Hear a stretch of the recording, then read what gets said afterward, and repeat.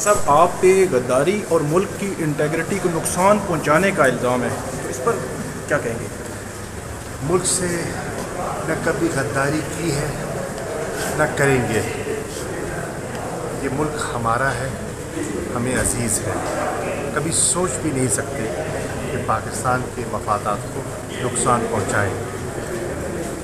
مجھے اتنا یقین ہے کہ میں نے مجھ سے غداری نہیں کی. موت مرحق ہے اور جہاں میں قید ہوں اس سے چند قدم دور پٹیالہ میں پھانسی گھاٹ ہے. میں اعتماد سے کہہ رہا ہوں، میں اس ملک کا وفادار ہوں، تھا اور رہوں گا جس حال میں بھی ہوں. اور اگر میں نے اس ملک سے غداری کی ہے تو اس پھانسی گھاٹ میں لے جا کر مجھے لٹکا دیا جائے، میں قبول کر لوں گا. شاہ صاحب، کیا آپ سمجھتے ہیں کہ جو سفیروں سے آپ کی ملاقات ہے اور چیئرمین شپ کے پی ٹی آئی کی چیئرمین شپ کے حوالے سے واضح موقف اپنانے کے بعد آپ کی گرفتاری عمل میں نہیں؟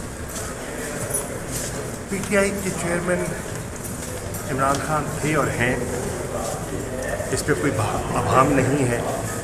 مجھے دعوت دی گئی، میں گیا. میں نے ایک نقطہ نظر پیش کیا.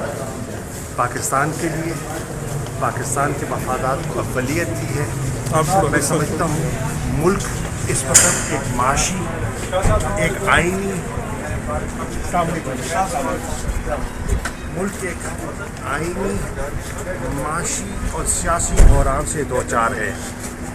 اس کا واحد راستہ انتخابات ہیں، شفاف انتخابات ہیں اور ملک کو ڈگر پہ ڈالنا ہے.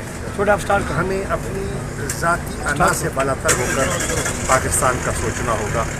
پاکستان اس وقت مشکل میں ہے اور ہمیں سب کو اپنے نظریوں پر نظر ثانی کرنی ہوگی. اپنے نظریے نہیں، اپنے موقف پر، اپنی حکمت عملی پر نظر ثانی کرنی ہوگی کہ پاکستان کے مفادات کو ٹھیس نہ پہنچے.